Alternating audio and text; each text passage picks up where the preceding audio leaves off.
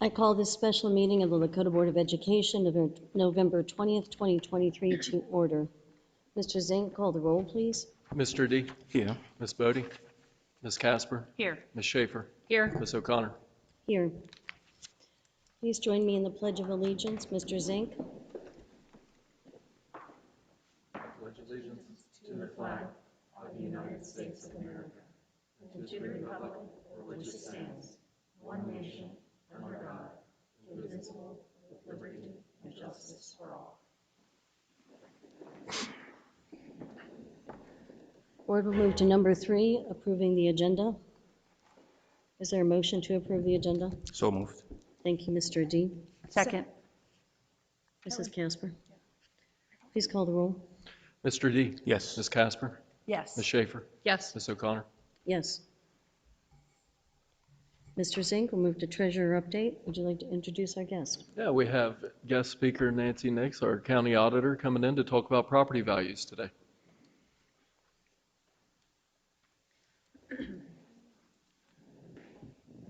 Good evening. Is everything good, Adam? You're good. Okay. Thank you for having me here this evening. I'm Butler County Auditor Nancy Nix, and I've known many of you for many years. I serve on Linda's nonprofit board, but I've known the longest is Mrs. Lawley. We were neighbors for many years in Middletown, so it's always good to see you again, and I commend you for your service and the good things that are happening in Lakota under your leadership. Julie, congratulations on your reelection. And Adam invited me here this evening to talk about the property valuations.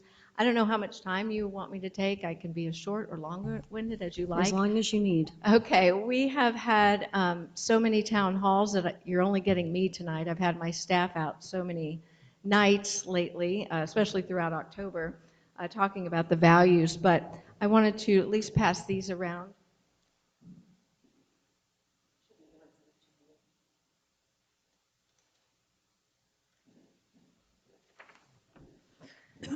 Okay, so first I just wanted to bring up the auditor's office. We get so hung up and focused on the valuations and the tax bills, but the auditor's office is a lot more encompassing than just tax bills and valuations. The auditor's office is the chief financial officer for Butler County government and the payroll officer for all its employees. We pay all the bills and make sure that they are for a proper public purpose. We are the weights and measures officer for the county. We have, in 2022, we checked over 7,600 devices. That's the gas pumps, the scales at the grocery store to make sure that you are getting what you are paying for as a consumer. We do dog licensing, vendor licensing, cigarette licensing so that the state knows what sales taxes should be coming in, who should be conducting business. Conveyances, all real estate transfers go through the auditor's office anytime there's a transfer of ownership. And of course, we do the real estate assessment, which is 160,000 parcels, residential, agricultural, commercial, industrial. And the purpose of the auditor's office is to fairly and equitably evaluate all properties across the county. And of course, we have the state of Ohio that oversees what we're doing in our offices to make sure that we don't have a rogue auditor inflating property values or deflating property values inappropriately, and making sure that we are equitably appraising those values. And then after we get the appraisals done, we calculate the taxes. Then we would hand it over to the treasurer for billing. So I was the county treasurer for 16 years and became auditor in February of this year, just in time for all of this storm with the valuations. But I do like to think that with my 16 years as treasurer, I was able to watch the auditor perform those functions and know what to do and what not to do. So my purpose in telling you about the auditor's office and all the functions that we do perform in addition to the valuations is that we do touch every resident in Butler County, whether they realize it or not. And when we have 29 awesome staff members, when I took office, I couldn't have inherited. I'm very blessed to have the best staff that I could have asked for, very competent, professional. Our motto in the auditor's office is transparency, outreach, and honesty. We work for you. we want you to know that you can reach us anytime. You'll get a live person. We will contact you back. Adam is known for texting me anytime he needs any information. And so we want to be responsive and available to you. We want the public to know that when we are telling you something that it's going to be true, we will provide evidence for the truth.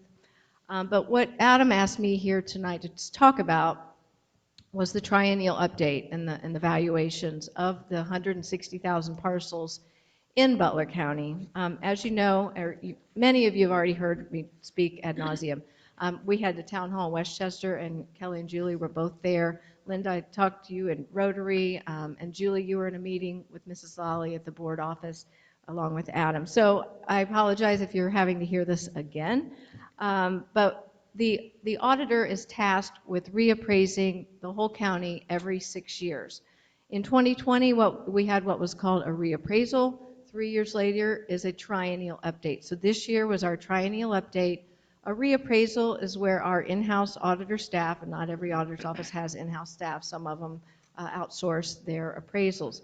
But we have 6 appraisers in our office, and in 2020 they had to review every single property in the county.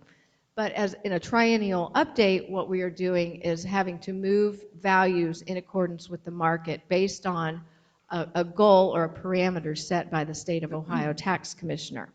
So in those conveyances that we have sent to the tax commissioner over the past 3 years, they are running all that data in their computer systems, and then they pop out, well, here's your countywide average increase. And they can judge it based on the neighborhood you live in, the city, the township, and a lot, of course, depends on your school district as opposed to what your tax bill ends up being. However, we are tasked with just fairly and equitably bringing those values to the current market. Now, as you know, the former auditor, Roger Reynolds, had contested the 2020 reappraisal values. Because we have in-house appraisers, we know what our own county is doing. But the tax commissioner in 2020 said you need to bring your values up 20% countywide. And he balked at that. He said our in-house numbers show 14 to 17%. And he felt pretty good about his chances in the Board of Tax Appeals of winning his case because he thought with our prosecutor he had the right evidence that shows 14 to 17% increase. In the meantime, he had me bill as treasurer at the 14 to 17% increase, and it took a couple years for his battle to be resolved at the Board of Tax Appeals. It didn't come down until September of 2022, and in February of this year, I had to bill for all those past retroactive taxes.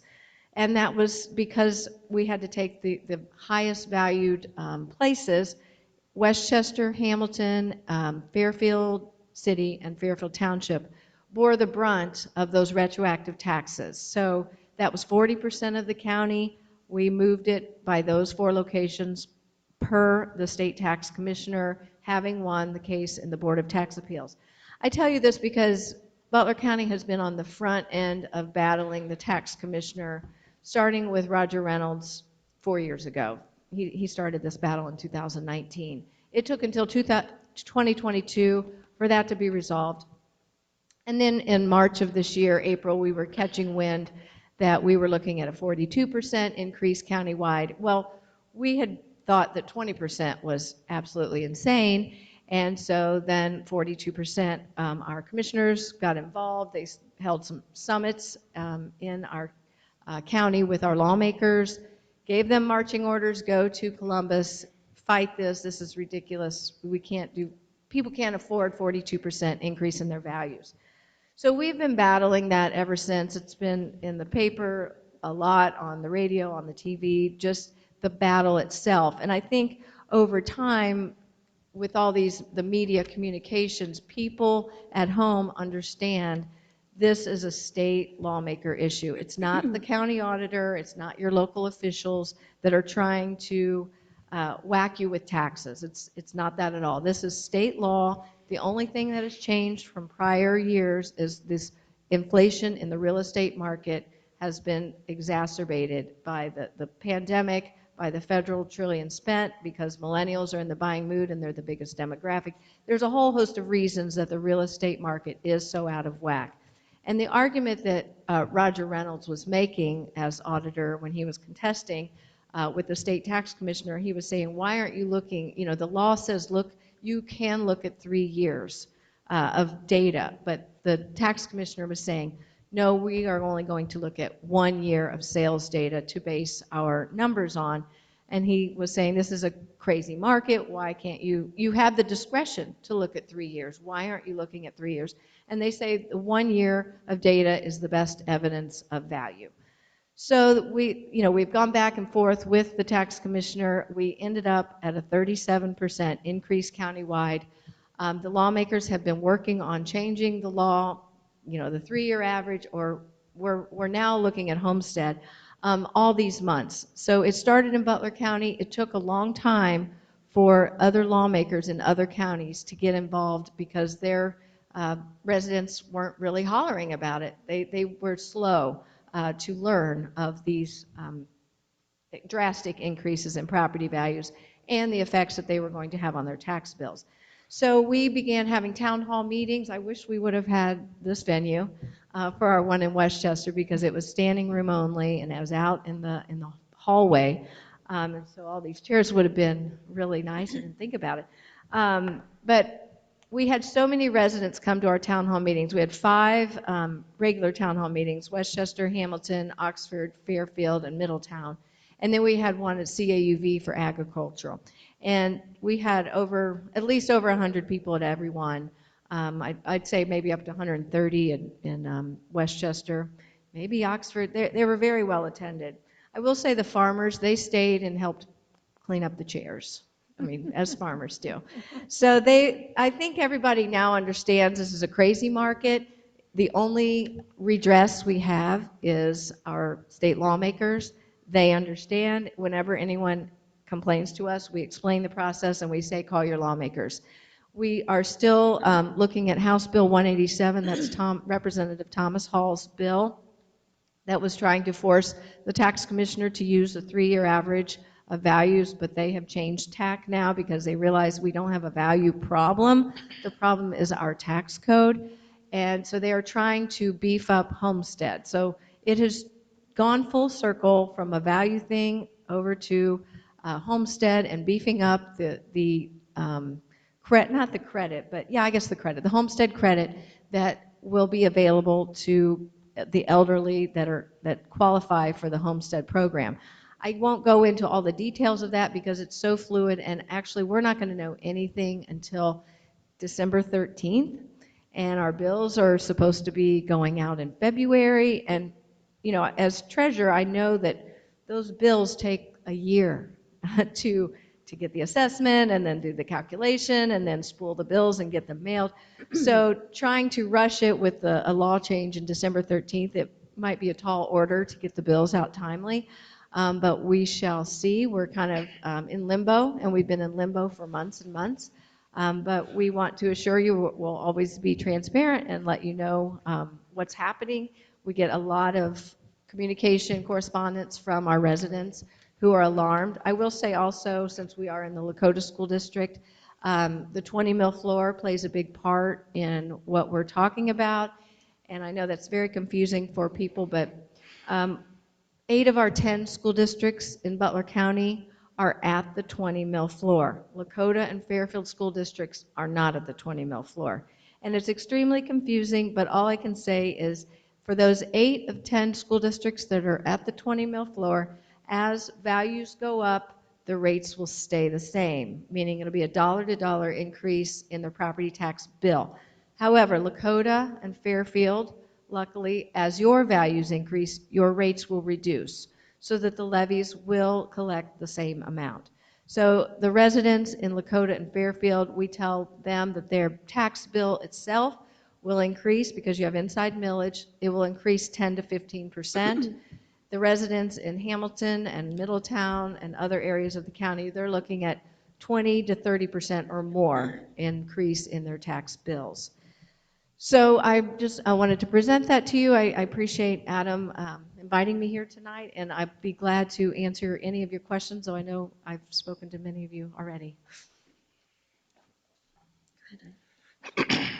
Thank you, Ms. Nis, for coming out to give us that information. My question for you, as a layman on real estate, okay, when you do the appraisals or assessment, what are the parameters for the appraiser? Do they just view the property from outside and appraise it, or they go in and review all the rooms? I'm and sorry, see what it's- I didn't understand your question. Okay. I'm Speak into sorry. the mic. So what I'm saying is, when they do the appraisal, do they like look at the property from the exterior and estimate what the value will be? Or Oh, yeah, okay, so they- how we appraise? Yes. Oh, okay, yes. It is all by comparable sales. So we would take all the conveyances in, conveyance when you sell the property. We get the sales data, and we look at like houses. So you're comparing apples to apples. Two-story, brick, how many, not bedrooms, how many bathrooms? Is the basement finished? So we do not go in, but a lot of times they can go on the MLS system and see pictures to see if it's been updated, because a lot of times, we can go by permits, but not everybody gets their permits. And so we are always trying to catch up with the changes to the property. We also have flyover photos that we can tell if there have been improvements, but we try to base it on the neighborhood you're in, the comparable sales, and making sure that we're using the same types of houses. And I will say that anyone who believes their value is too high, in our question we always say, would you sell it for that? That's always the million-dollar question. If you do feel your value is too high, as of January 1st through March 31st, you can file for a Board of Revision hearing and try to present evidence why you think that the value is too high. But we do not go inside. It's all outside and market-driven. Thank you. Mm-hmm. Any questions, comments? Just the December 13th, Nancy. Yes. Is that when they're voting? Is that the deadline? And you said Yes. they've switched tactics from what you talked about at the town hall. They've switched from there to, Yeah. okay. The Senate is going back into session December 6th that week. Mhm. And they can make changes to the bill.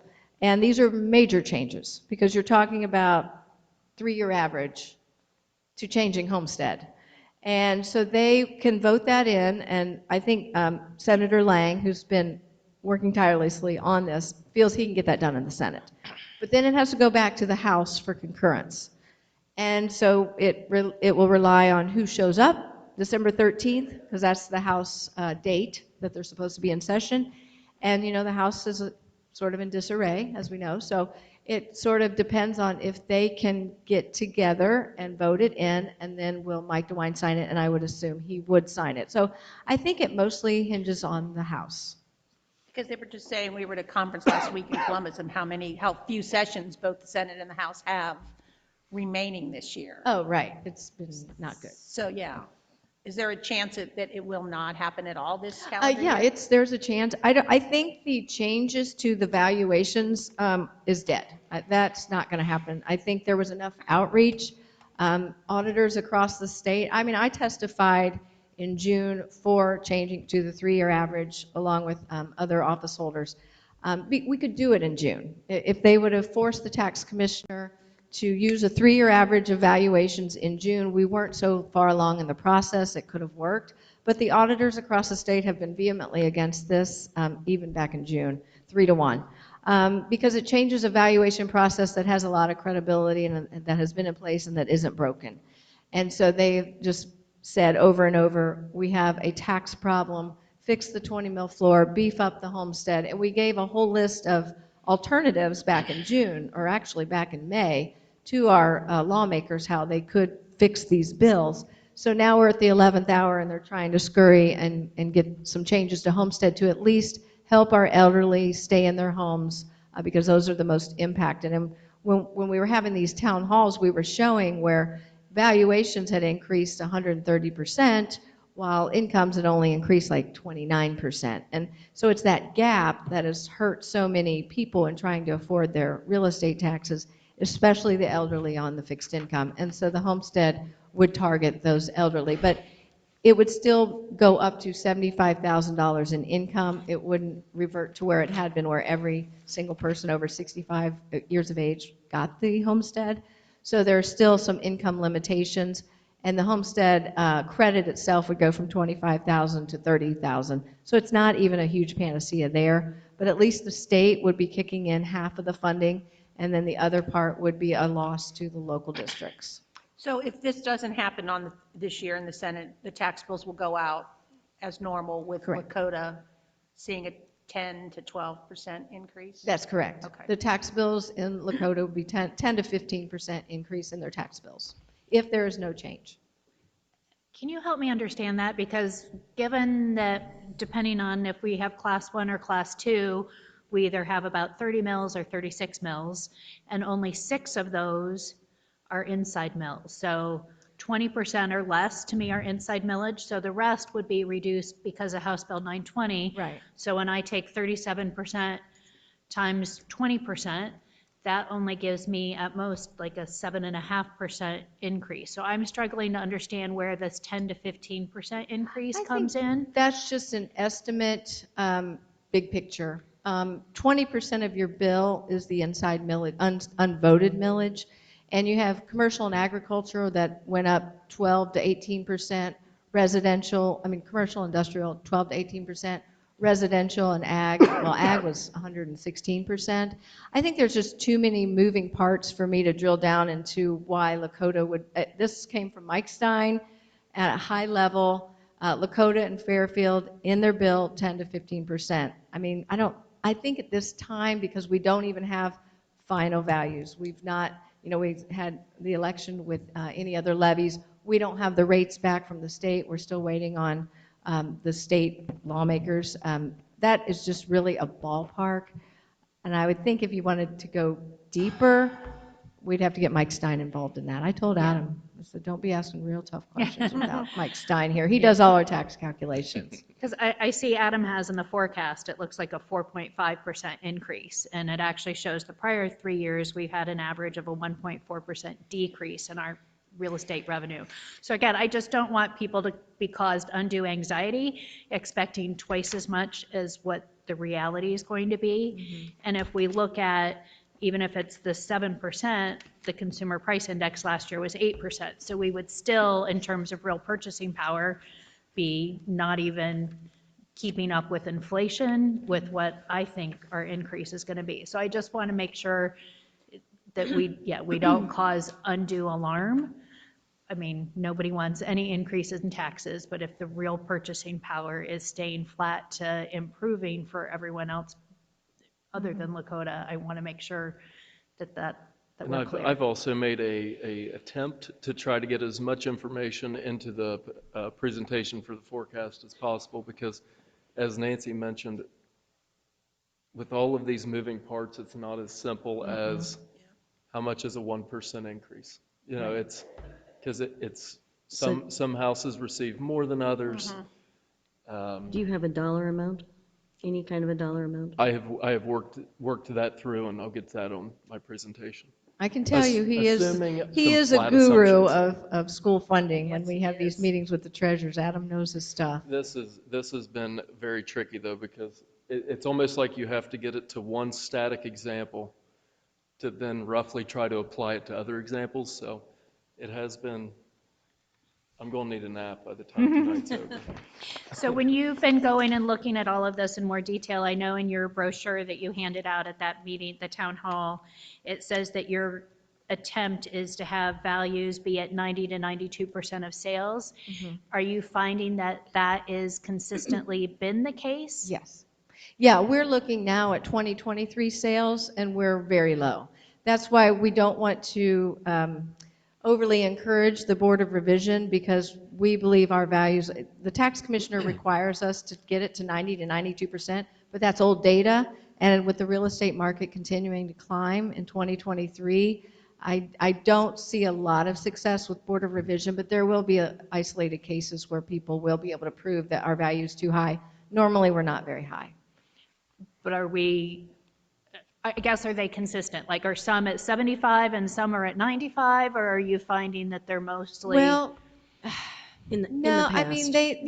they do it by neighborhood, or actually, when they would send down their instructions, it was City of Monroe, you need to move by this percentage. It was by city and township. But we do it based on neighborhood. So some parts of the county, we're getting people that are calling in, they've had a 70% increase in their value. And so we're at 37% average county-wide, but that's such a wide swing. Some might be 15, some might be 75. And myself, I'm at 40. I think the most common one I'm seeing is 35 to 40% increase, but it's because there are so many different values, so many different increases, so many different neighborhoods. Until we get all of it completed with the state and the values back and the tax rates back and the bills calculated, it's kind of like we're just in a guessing game until then. Okay. I know at one point there was an ask for us to forego any increase, even whatever small increase that is. Is that no longer a request that's being Yeah, we made? made that request. The schools were basically no because of the other side of the equation with the state funding. We were told, we met with Lakota, but we also met with Madison, Middletown, and Monroe. And they had just said it would mess with their school receipts and would not make sense for them. So we just took them at their word. We did have Fairfield Township and 7 Mile offered to forego their increase from the valuation increase, their increased taxes. And Butler County is still mulling it around. I don't think they have to decide completely yet. But once we have found out what is the law, we will reach out to those districts that were willing to forego their increase in millage and see if they're still on board with that. Well, But I think that's mid-December as well. To clarify, I think there were a couple of questions. Number one, was it even legal for us to do that? And secondly, was it going to impact the state funding that we receive? Is that We correct, really Mr. just Zink? depended on school districts to tell us because we're not experts in school funding and there was no school district willing to do it and we left it at that. It was really just, you can do this and if you ask if it's legal, I would imagine you would have to check with your legal counsel. It is legal for the county to do it. Developmental Disabilities did it the last couple years. The county forewent their $18.5 million for a whole year. So I can't answer to school districts' legality, but it is possible for government entities to not take the whole millage that they're entitled to.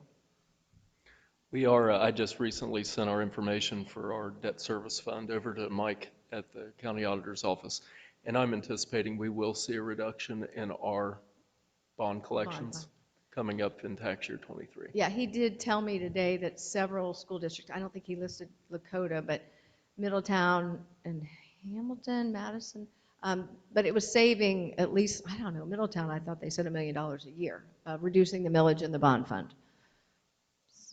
So that's good news. A question that I would have, is there a difference in the way the tax commissioner is appraising the values versus, because the tax commissioner probably can't look at MLSs across the state and things. So what methodology are they using compared to Butler County? They take every single conveyance in the state and enter it into their wizardry computers and spit out, and it's all algorithms and it's based, I mean, we literally box every conveyance and send them to them. So they have the raw data. And so they are basically looking at our values and what the market is saying and telling us how much we need to raise ours to reach what the market is. Now, back in 08, values decreased and the auditor was able to reduce values at that time. They weren't in a triennial or a reval year, the year that they did it, but just seeing the trends. So the state tax commissioner has the raw data. And I will tell you, I know we've had the wolves out for the tax commissioner, but they've not changed their processes that I understand. Some people, old-time auditors, say they used to use the 3-year average. but it hasn't been done in several years, and they're not really playing favorites, and that's another reason the County Auditor Association and most county auditors were saying, don't mess with something that's not broken. We have a tax problem, not a value problem. So they use the raw data, if that's an answer to your question. So, so the increase is 37%. Yes. So have prices really gone up that much in this year, or did we find out that the starting values were low to begin with, and so that's why it looks like an extra large increase?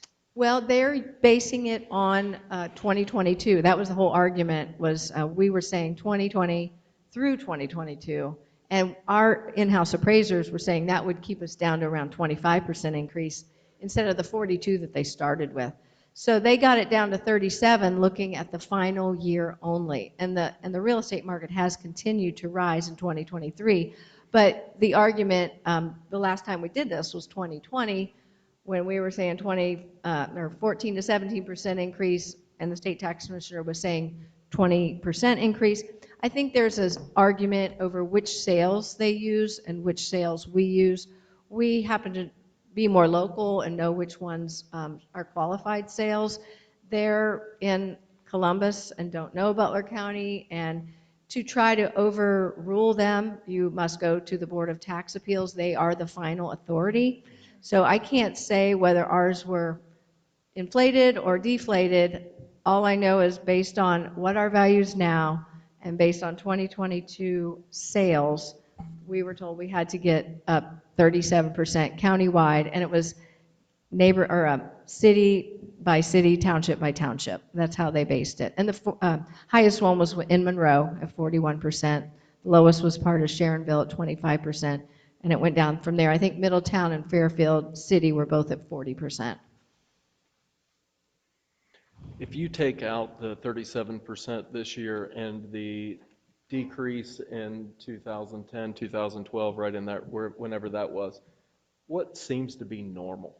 You know, Well, if you get rid of the outliers, yeah, let's say. we have a spreadsheet, and I will say our town halls are on our website, both Middletown and Westchester's town halls, and we have our PowerPoint on there, and it shows Mike Gilday, our commercial real estate, he's a certified appraiser.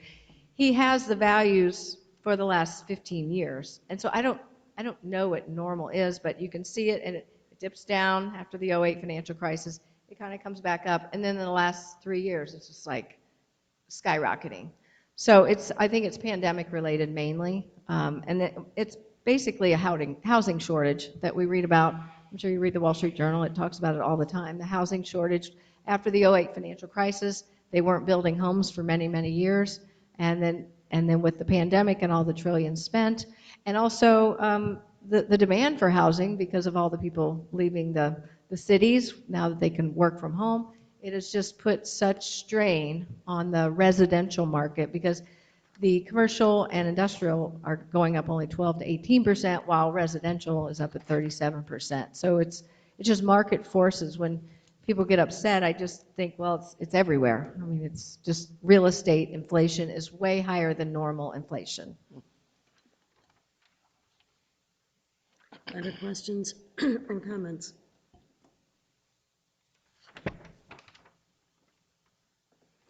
Mrs. Nix, thank you. Thank you Mr. so much. Zink, Thank did you have for any coming, comments? Okay, Denise. and then just call our Thank office you. if you have any questions.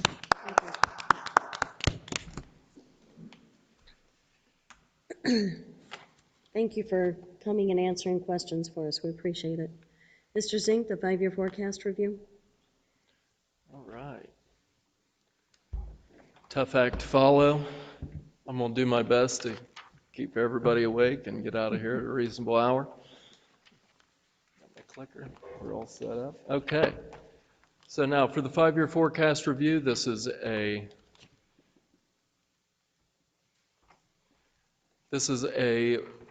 review that we'll put on every November, every May. This is it's simply a forecast.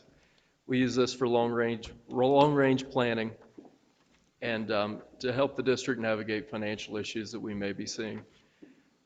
Keep in mind, it's only a snapshot. It's based around the best information that we have at this time. Things can change. So none of this is going to ever be etched in stone.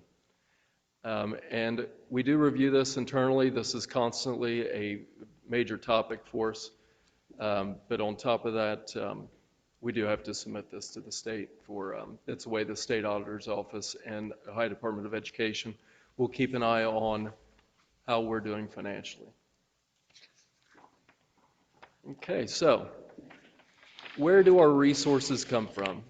The district revenues, they're made up of three primary sources. We have local property taxes, as Ms. Nix had talked about prior. Of that bucket, 61% is made up of our residential. That is called Class 1. Class 2 is commercial and industrial. That makes up 32%. And then there's public utility personal property. That's the infrastructure that is for all of our utilities. Interesting thing about the public utility is the public utility actually pays off of the voted millage, not off of an effective millage. So that kind of produces higher results than normal taxes would for us. The second part is the other local. That's made up, right now it's taken a large increase, made up of interest revenues. That's, you know, the way we're working our reserves. We have tuition that's from other school programs and within the state for catastrophic or excess costs. Then we have rentals, Medicaid reimbursements, and a new one that we've put in this year is indirect costs. So finally, we have the state of Ohio. The state of Ohio is the second largest contributor to Lakota. Unrestricted funding that they give us makes up 76% of that bucket. Restricted makes up 5%.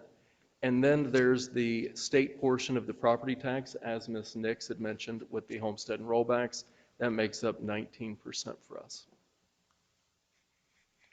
This is a breakdown of, this is basically, the slide shows the lines, how the lines are established in the forecast.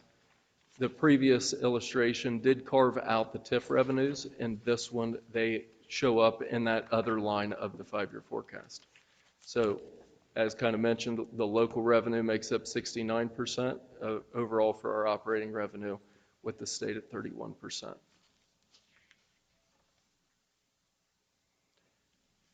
This forecast is projecting stable real estate collections. We actually are forecasting at a 99% collection rate. That is good for most districts. We're forecasting within the update, we're forecasting the 37% change in Class 1, which is the residential values, and just slightly under that, and that's due to the split between Westchester and Liberty Townships. Class 2 is also assumed to increase by 12%, which results in an overall blended increase to the district of 31.8%, or just under $1.2 billion. So pretty substantial. We will also discuss the effects of these property tax changes later in the presentation. The interest rates are holding at the increased amounts that we realized in the second half of fiscal year 23. We saw those rates go up in December, and they've held up to this point. Always an area that we have to keep our eyes on, though. And then the state funding, we're forecasting an estimated growth of 150 students per year. This may prove conservative. We have actually seen over the last 5 years about 2,100 student increase. So it's kind of been the elephant in the room, I believe, where we haven't really forecasted that, thinking that at some point the other shoe was going to drop and we were going to see a slowdown. So far, we have not seen the slowdown, so we have actually included some of these in the forecast. Another new initiative that we put in this year was the indirect cost. The indirect cost is it's a way that we can generate general fund revenues to Lakota by tapping into some of the non-general operating revenues that we receive. So the state views cafeteria as its own entity. This is an example. We have grants, we have other funds. So they look at it and say, how much is indirect and how much is direct? So essentially, the facility costs. How much is it for us to run payrolls? How much is it for the parking upkeep and things like that? So then we are able to tap into some of those revenues to bring those across to offset some of those expenditures. We have done that in this forecast. That is new. We have not done that in the past. For fiscal '24, that'll generate us just slightly over $1 million in revenue, so pretty substantial.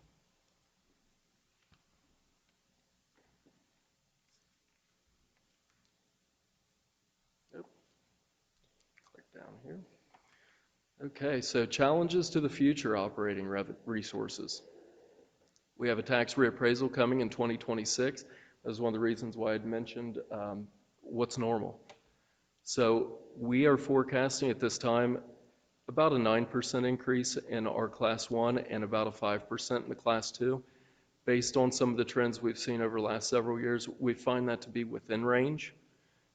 It could be more, it could be less. You know, we don't know. This is just a snapshot. But in comparison, the 2020 reappraisal did increase the Class 1 by a blended rate of 13.33. Class 2 was 8.55. So we're hoping to not be overly aggressive with that. Another thing to keep in mind, if House Bill 187 does shift it from the homestead and rollback, we're going to see a similar calculation of our real estate. It's just going to shift the revenues from line 1.01 down to 1.05. If House Bill 187 did change the methodology, we could be looking from that 37% that we've included in this, that could drop us down to a 25%. So we hope that it would just be the homestead and rollback changes that would then just change what line. Overall, that would be stable for us. Also, you know, we'll continue monitoring student enrollments, seeing what that looks like, and also I believe that has a little bit of an impact on our new constructions that we've been bringing in. We see the increase in students as well as the new homes coming onto our tax base. Interest revenue is kind of interesting as we move forward. The interest revenues, the rates we're able to get right now for the limited items we're allowed to put our monies in, we're seeing around a 5.5% increase, or 5.5% interest rates. That's good for us, but it's bad for the overall economy. So although these revenues are up, that also means that mortgage rates are up, every rate's up. So overall, that could have a negative impact on the school district. This slide is just showing what the percentage changes have been for us in the revenue overall over the period of time. Okay, now to talk about the mills. So taxes, they have the appraised value, and then from the appraised value, they go into the 35%, which is what we call the tax assessed values. Lakota residents are looking at Class 1 increase of 37%. The following slide we'll talk through how this works. Okay. You're going to notice that big drop. I wonder if I can get that's not going to work. The very big drop is from tax year 22 to 23. That's where these 37% is coming on. So currently Lakota has a voted millage that is 64.14 mils. In tax year 22, current residents just paid the effective millage, which was 29.6782. So although we have that voted millage, effective is what Class 1 or residents and Class 2 commercial industrial pay off of. This is caused by House Bill 920. That was approved back in 1976. So this legislation has been in for a long period of time. This isn't new. Basically what this legislation is doing is it's rolling the millage down if the tax base goes up, or it will roll the millage, down if the tax base goes, Up if it goes down. opposites. Got a little hung up. So yeah, if our tax base took a big drop, you would see that line go the other direction. With our tax base going up, you're seeing that effective millage coming down. We talked about voted millage. That's also where that 20 mil floor comes in. So if our tax base took a giant drop down, the cap would be the voted millage. We would not be able to go above the 64.14. That would be really crazy to think. That would be really bad for whoever was left, if that was the case. But per legislation, when it goes down, that's where that floor comes in, because it cannot drop below 20 mils for school districts. The forecast that we have has modeled the effective millage to decrease by approximately 6 mils in tax year 23. That's that steep drop. That's due to that 37%. We'll actually know the results of the rates when they're provided to us in January. So the only millage that does not roll back is what was mentioned, the 6.49 inside mills. That's how many that Lakota has. Overall, the inside millage is 10 mills for our entire tax base. Lakota has 6.49 of those. So as everything else rolls back until they would hit the floor, those 6.49 is all we're able to have to offset those inflationary changes. So the example that I put together, this is where it gets really tricky, because not all houses increase at the same rate. The millage might not change at the same because of that. So what I'm going to use is the $100,000 house example. I know that that might be hard to fathom because a lot of our homes are worth more, but that'll make it easy for somebody to then multiply up or down based on what they feel their appraised value could look like. So $100,000 appraised value in tax year 22. We also have to state it that way. So if that house increased by 37%, then the base would be the inside millage. That's where the change is going to take place. That would result in an increase to the resident of $73.44 or $6.12 per month. So that's on a $100,000 appraised value home, not a $100,000 tax assessed value home. Keep that in mind. So this is also a little bit less than that straight calculation would reflect, because the state has the portion of homestead rollback that they kick in. So that's where it hits our line 1.05. The state actually picks up a portion of all residents' property tax bill, and then that comes to us first half and second half. So roughly $6.12, multiply that up, assuming you had the 37% increase and it was at 100 grand. So in order to completely offset, look, if we were going to take the option of offsetting that increase, that would look like about 1.752 mils less than current, less on the inside. That would result, based on this increase, that would result on a decrease to us of about 8.8 million, which is in tax year 23, that would blend over fiscal year 24 and fiscal year 25. So this is where it all gets tricky, because our fiscal year ends at end of June, and the taxes are paid on a calendar year cycle. So roughly, if we decrease the inside millage by that 1.752, that would be from this current forecast. As you've seen it, that would be a decrease of about $8.8 million. Now, if we did that, and House Bill 187 did go into the values, if it did take the 3-year,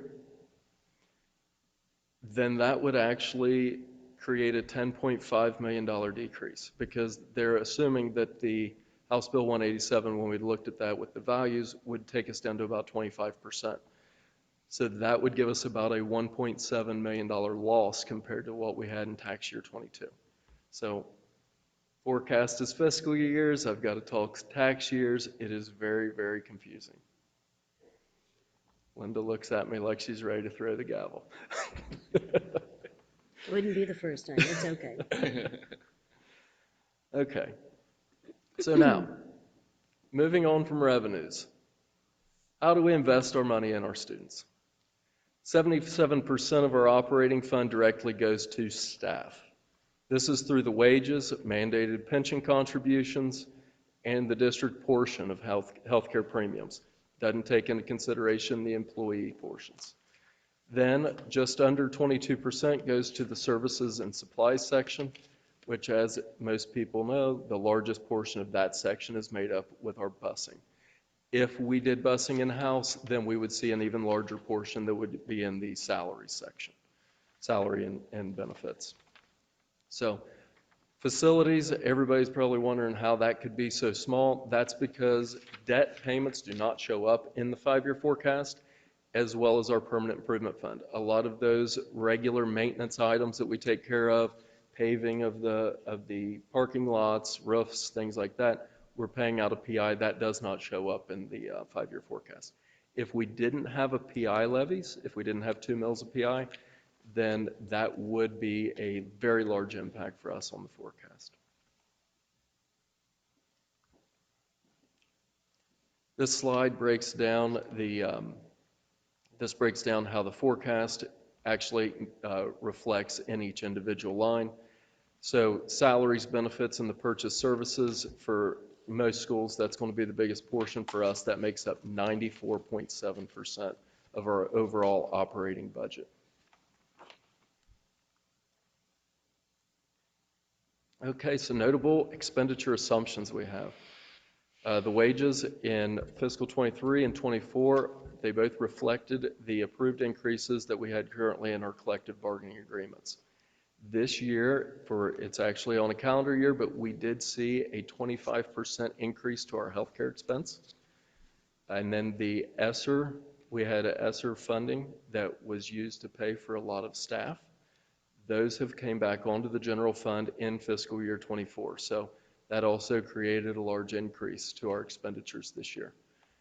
Transportation, although it makes up 51% of the total purchase services, we are forecasting a 4% increase this year.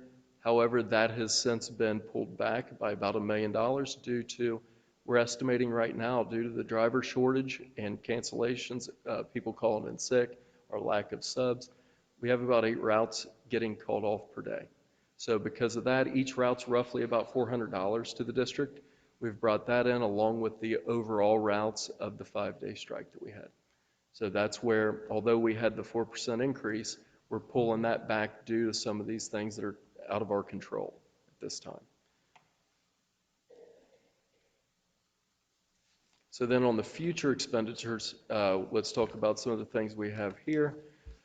We have the negotiations will be coming up this spring. We're currently assuming in this forecast, this is for forecasting purposes only, a 2.5 base increase to the district as a whole. Based around inflation and things, we think that would probably be within range to some degree. Also, student growth is mentioned. Due to that, we are forecasting in all years, fiscal 25 through 28 of this forecast, we're forecasting 6 additional, based on that 150 students, 6 additional certified staff per year.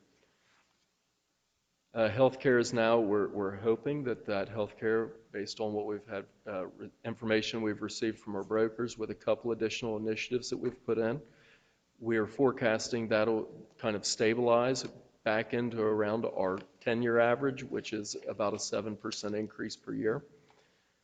And then we're hoping that the driver shortage and the fuel will stabilize, but we're not assuming that we're going to be canceling routes moving forward. We're not assuming bus strikes or anything like that. So that transportation line is very stable.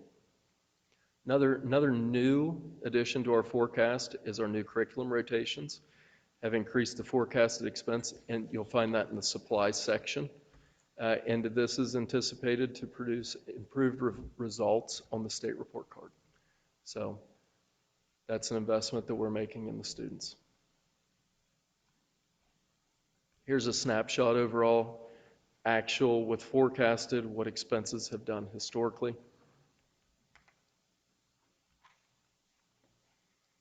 So then we have the revenue, expense, and the ending cash balance. So the blue bars representing the revenue, red is the expense. As you can see in 25, the red is just slightly outpacing the blue bar there.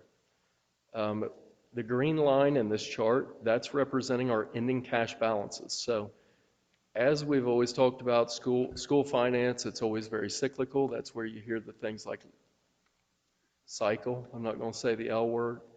Cycles will happen.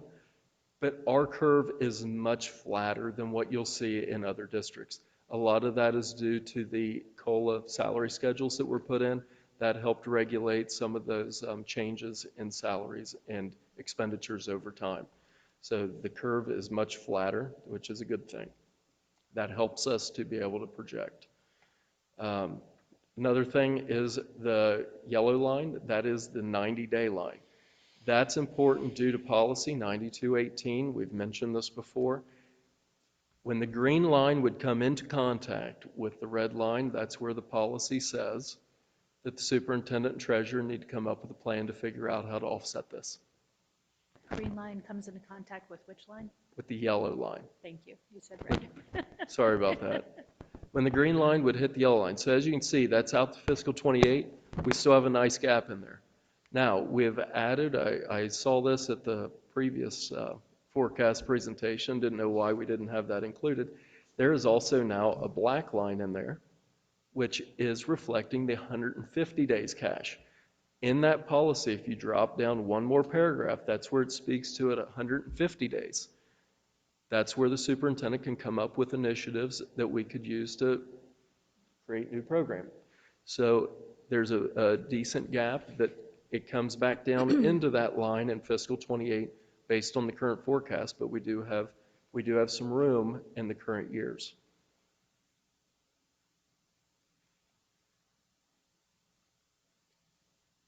So finally, 3 things to know. I think that it's good to say at the end of the day, what should we take away from this? The thing that I think Lakota should take away is we have growth. We have growth in our students. We have growth in our community. We all know that that can cause different areas of concern. So we need to be cognizant of that growth. The other thing is invest. This forecast reflects our commitment to the educational success of our students. I believe that is very important.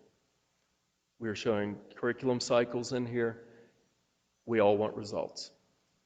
I believe that is one universal thing. So this forecast does reflect a strong investment in those students. And then the final point that I think I have a little more control on would be the maximize. We are working very, very diligently for the district and for the community to maximize our operating revenues in order to be able to fund these initiatives for our students. So finally, we do have more than one resource. We've kept this slide on here. This is one item that we put out. This is one thing we talk about. And we do have many different areas that people can find resources that reflect our financial position and what some of our initiatives are. So, any questions? What are the class size assumptions that you've built in? Do they match the board policy of class size targets? They match the board policy. They are still from that. And I know there's been some discussion that I've heard bantered around about additional aides. I think you had mentioned that at the President's Council. So are there any additional aides built into this, or is that? We did not have that forecasted beyond fiscal year 24. We do have 8.25, I believe it is, in fiscal year 24 that was brought in, but we did not forecast additional aides at this time. One of the reasons why we look to that direction is a lot of the aides come in places where we can offset that with revenue. So we're not with excess cost or catastrophic costs. Okay. So we're not forecasting that. So therefore, we're not forecasting those additional aides. But we'd be able to match student needs, particularly in the special ed area, with offsetting. Yes, that's correct. Okay. That's where we always like to talk about the forecast has to make sense. So if we were going to increase those, because that's typically where we'll see those, is service our students directly. And that makes it hard when you go showing these increases on the revenue side, so we kind of pick that up as we go. Okay. I have a question for you, Adam. I know we have had, now it's our 11th year of balanced budget, correct? We are forecasting an 11th year. We're forecasting 11. We have had 10 years consecutive. We are forecasting an 11th year of a balanced budget. Okay. Don't jinx us. All right. The first question for you is, when, by this forecast, are you expecting us to be in deficit? What year? Deficit spend or deficit cash? Spend. Deficit spend, right now we are forecasting a deficit spend. You'll find that on line 6.01 in fiscal year 25. 2025. Yes. Which, knock on wood, we had that, I believe, in last year's forecast, was forecasted in fiscal 24. So we have pushed that back another year. Okay. So it's going to be 2025, 2026 academic year. On line 6.01, we have a deficit forecasted in fiscal 25 through 28. Each year, that is forecasted. 6.010? Yes, that's correct. Okay, this is 2020.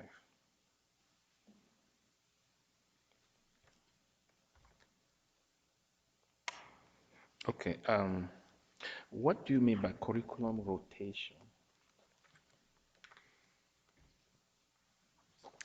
In the past, typically what happens is that you decide that you're going to purchase materials, whether those are text materials, technology, software, for a particular curriculum. So the district does not have a rotation right now. So the curriculum department has been working on creating a rotation for curriculum adoptions.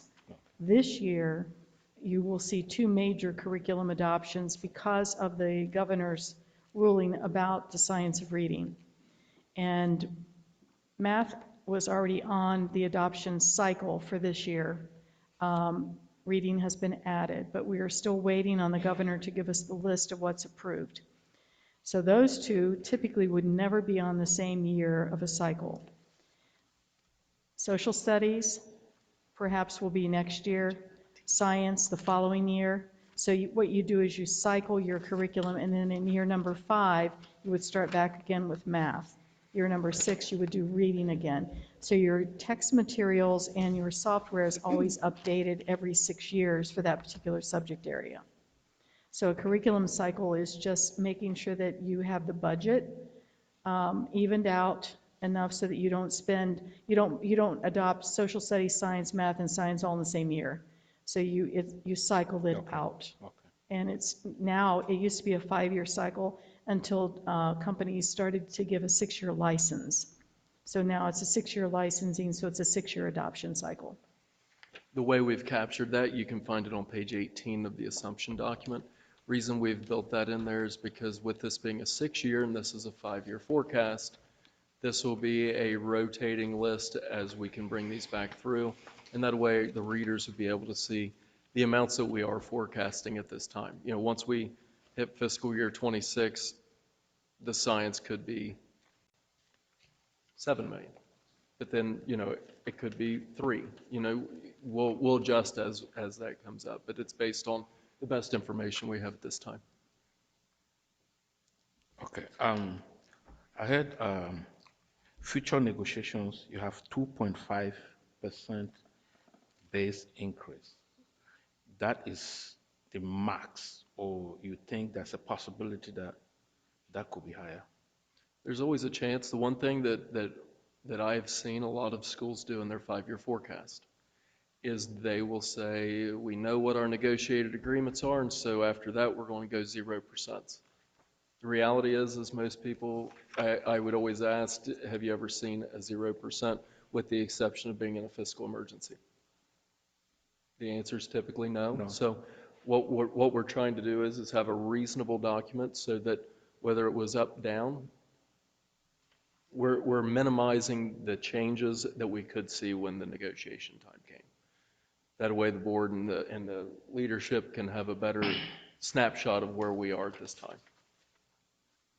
This is not a negotiation. This does not say that this is where it lands. This is just putting a number out there that is a reasonable estimate at this time.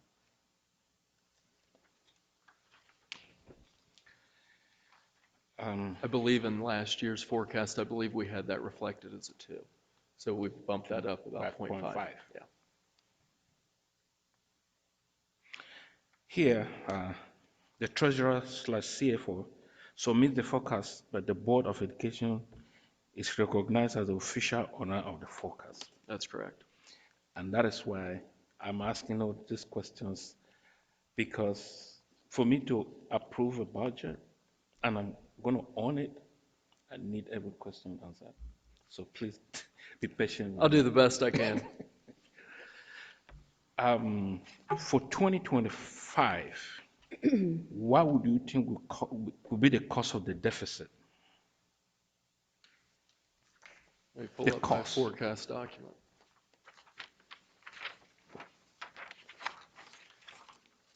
In 2025, we're looking at a 1.85. We've also got increase in, Hold on, 1 point,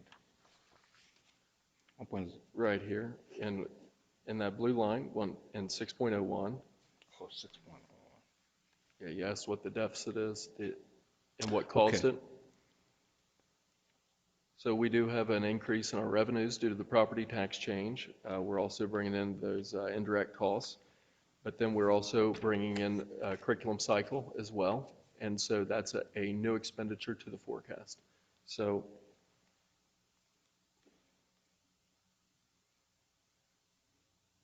I don't know if I'm answering your question the best way possible. Essentially, everything that's involved in it is contributing to that.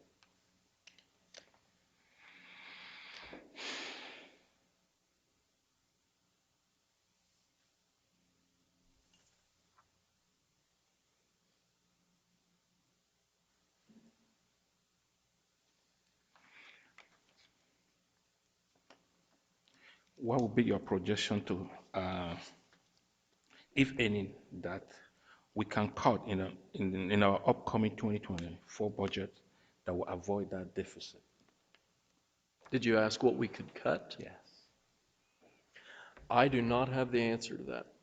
And the reason I don't have the answer to that is because there's a lot more that goes into it than just these numbers.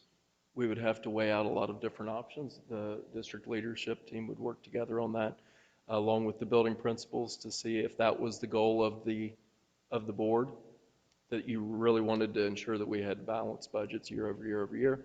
Then we would have to work together to weigh our options on what programs would be the most valuable and which ones we could possibly maintain the level of programs within that.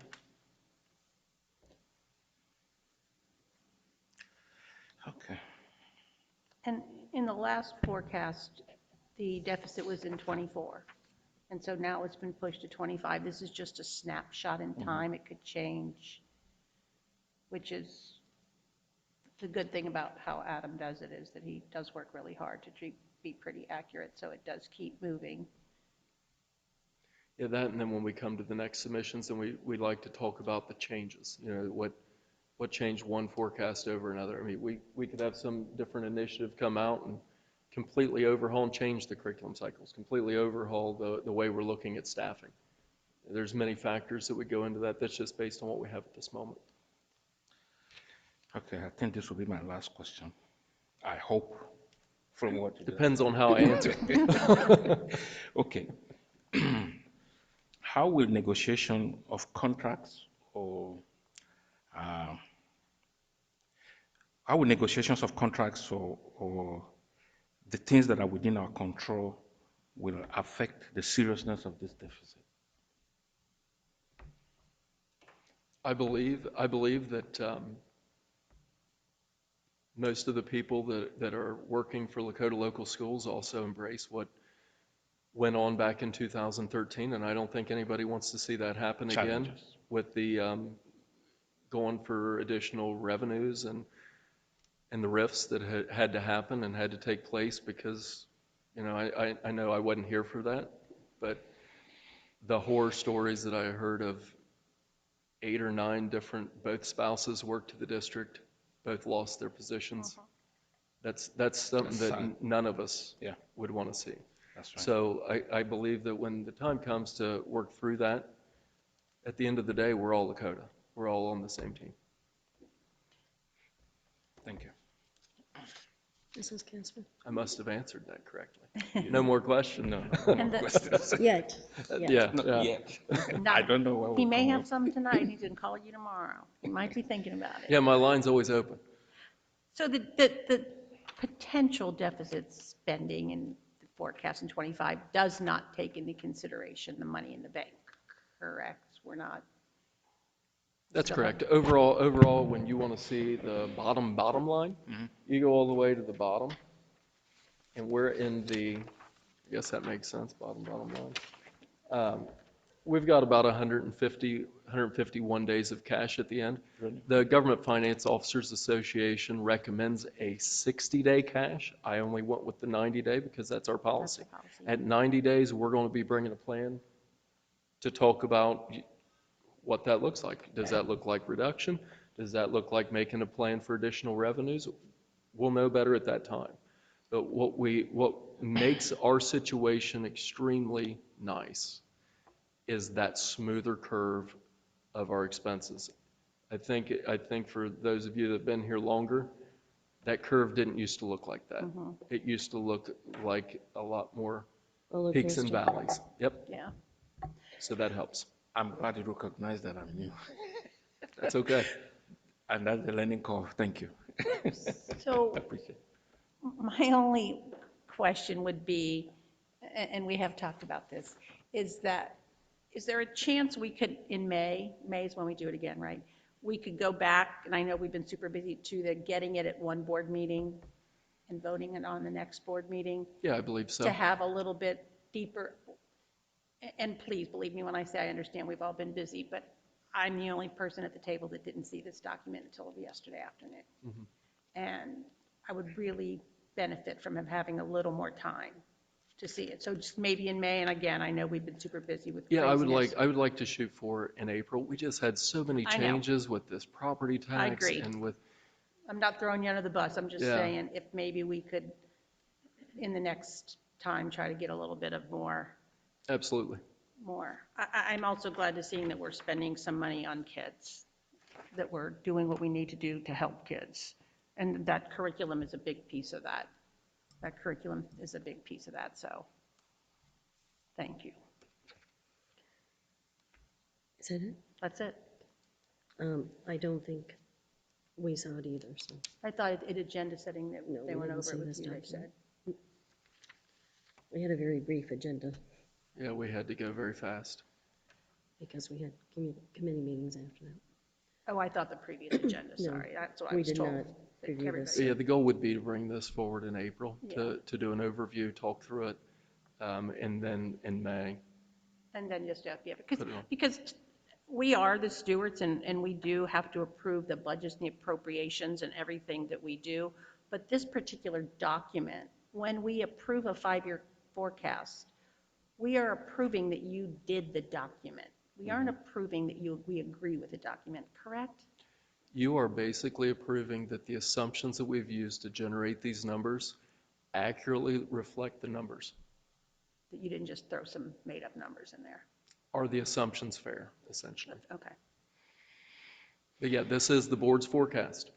I just He just worked does it with for the us. team to help compile this data to show the direction that we're potentially headed in until we come to another forecast, and then that may change.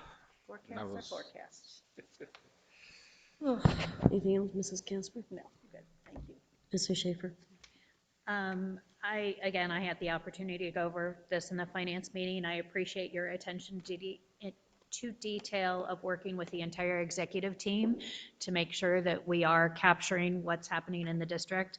And I believe that this aligns very well with our policy 6218 that again you referenced. And if you actually look at that, it says when a general fund operating cash balance exceeds 150 days, the superintendent may prepare a plan for the expenditures of the excess general operating cash balance on one or more deliverables of the strategic plan. And I feel like that's exactly what this did. And given our investment that we need in order to improve our report card, I feel like this takes some really good steps in making sure that we are investing in that. So thank you for doing that. And again, I find all of your assumptions to be sound and appropriate for where we are right now. And you'll also see I added that last piece in on the bottom of page 21. That way it was all in there from that policy. And another thing that I did add this time is I added a few financial policies at the end with hyperlinks so that, people that were reading this, they get to the end, they can have the additional financial resources, which is on the last slide. All of those are referenced here for somebody can click into. And then also they can go to board docs and see our policies as linked. Just one thing on the presentation you did, perhaps if we could put that on board docs as well to be linked, that might be helpful for We anyone. added that to the treasurer's webpage. That will be added into board docs. We had some last minute changes. Thanks to Darian for helping me get those in. I attempted to do it and then I got flustered, so Darian saved the day for us. Could you send that to the board, please? Yes, will do. Because it'd be nice to be able to follow it on there than on there. You'll also Bold, and I see can't see that. another thing you probably saw in the update that I sent out yesterday. There's some hyperlinks in there that reference House Bill 33, Right. 187, some of those that way you can get directly to it in those sections of the forecast. I thought that was worth adding.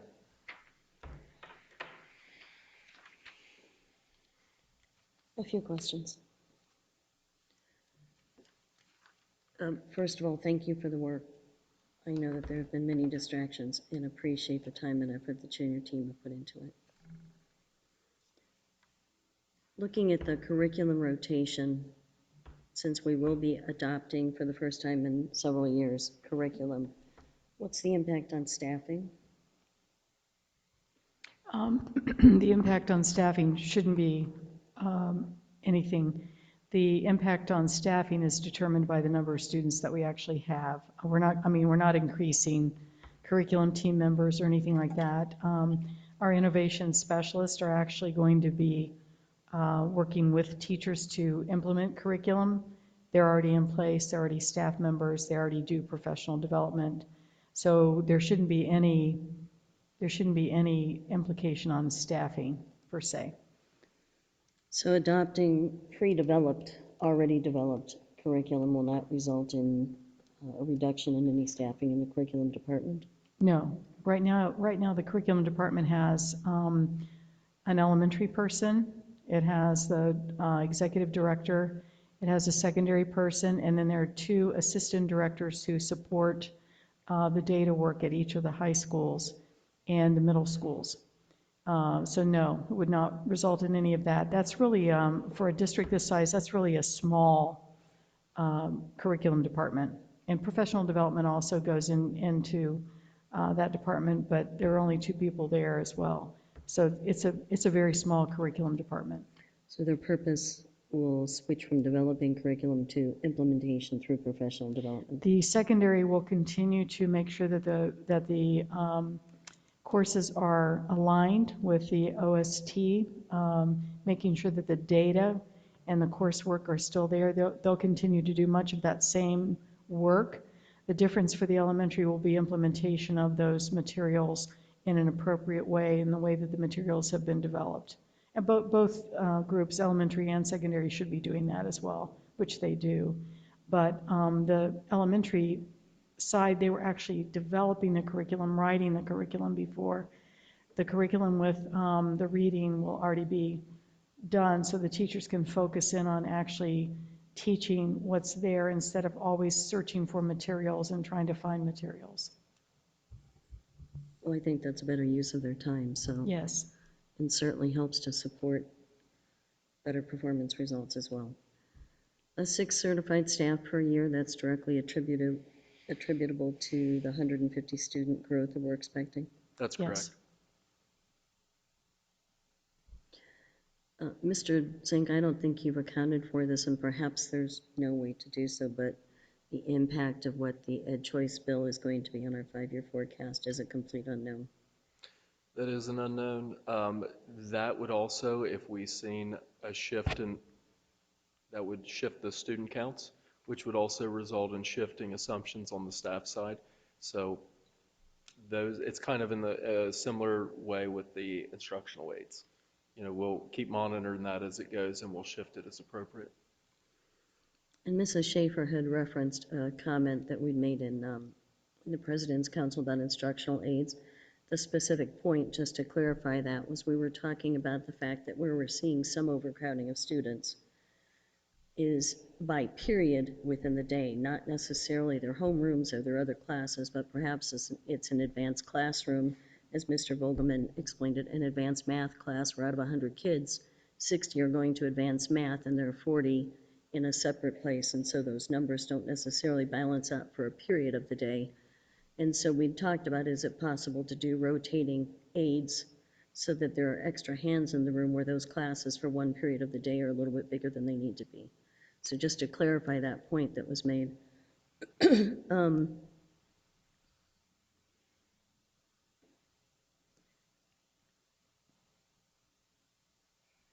Have you calculated in any way the facility plan impact on the 5-year forecast? We have not brought that into the numbers. That is something that we're going to need to be aware of in future submissions of this forecast. I'm concerned that if we don't get a plan in place, then we're going to need to be forecasting some mobile units in some of our facilities. I mean, that's part of, it's not an efficient way of doing things, but it's something that we would have to do to offset some of that overcrowding in some of our locations. So forecasting that would become appropriate. We'll work with Mr. Sarge's department on that, and potentially if redistricting, another scary term to use, isn't an option, then that is what we'll have to do to make sure that we have everybody ready to be educated the best way possible. And I mentioned that, and I agree with the comment that you made, but I mentioned that because I think it's important to realize that within this 5-year forecast, we're spending on $28 million in the reserves without any notation of what the impact is of what the facilities plan is going to be. Rather, we're trying to finance it through the reserves or whatever that is how it will be used, but I think it's important to note that that doesn't even touch that. And I do expect it to have an impact on the reserves. I totally agree with your comment, Mr. Zink, about how horrific 2010 through 2013 were on the district and on the community. And we lost great staff members and we lost opportunities for kids. And so my cautionary note, yes, the budget looks good in terms of reserves, but deficit spending is still deficit spending and is not sustainable over the long run. And I'm really proud of the record of 11 years of a balanced budget. And I hope that the new board is able to maintain that record.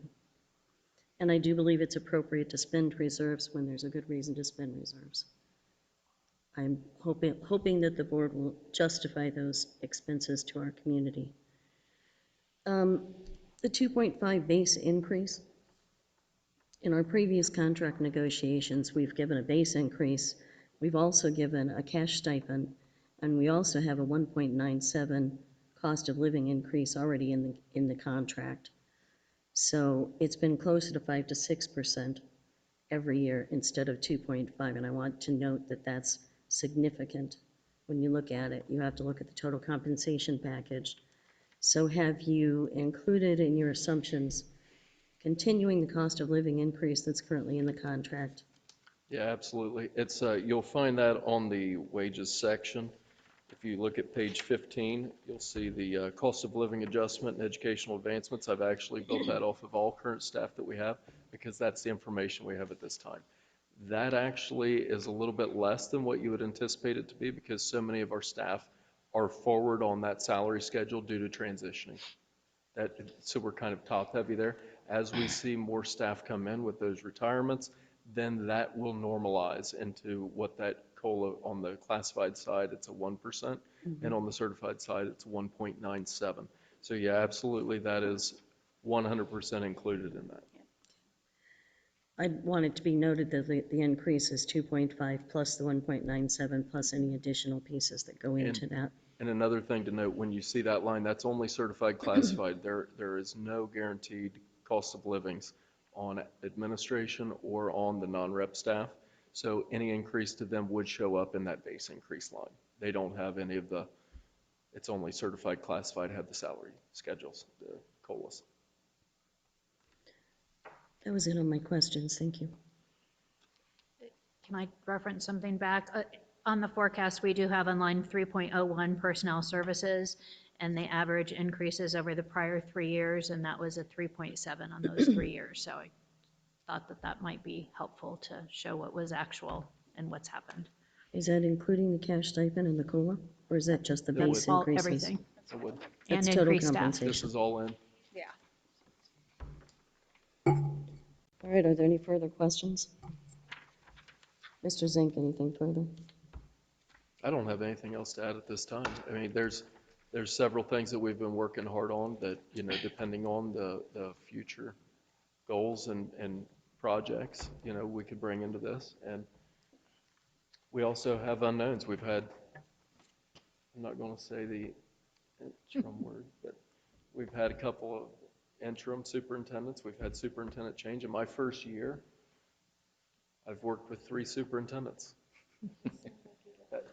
Aren't you lucky? Third time's the charm, right?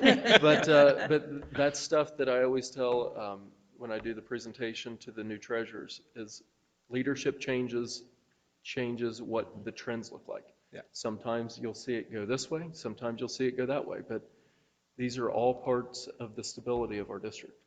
It's having that future planning. So It's all your fault. I did not say I that. think he was going there, Libby. So, but no, I don't have anything else to add. It's a total team effort going into this, and things can happen. It feels like we have more moving points in these forecasts over the last several years than we've ever had before, but maybe it always feels that way. Well, I think there's a lot of uncertainty in many respects. I mean, look at the legislation that just passed fairly quickly. It went through, I think, an abbreviated process, Ed Choice.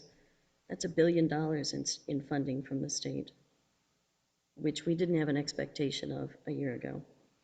$1 billion in funding for education with no expectation of accountability or transparency. That's disappointing. But I think we'll continue to see things like that too. So being prepared with money in the bank is certainly the best place to be for the district Reserve. and for financial stability for the district. Any other comments? One additional comment I'll make, like Ms. Casper said, the timing, not enough time to go through this, so there's still possibility that questions may arise. It's not a problem I'll at all. still knock on your door for more. Knock on his door. Comfy give you his chairs. We have address. comfy chairs in the treasurer's office. I can tell you where he lives. Yeah, Yeah. you just have to hold a baby if you come to the house. Sure, can do that. All right. All right, board will move to number 5, the treasurer's recommendation action item, approval of the 5-year forecast. Is there a motion? So moved? Second? Second. Further discussion? Hearing none? Call the roll. Ms. Schaefer, Yes. Ms. Casper, Yes. Mr. D, Yes. Ms. O'Connor. Yes. Board, I'll take a motion for adjournment. So moved. Second? Sorry. I will want to go home. I know, right? She didn't hesitate. I did. Is that Ms. Casper with the, That was me, yeah. Mrs. Casper and Mrs. Schaefer. Mr. Zink, call the roll. Ms. Casper, Yes. Ms. Schaefer, Yes. Mr. D, Yes. Ms. O'Connor. Yes.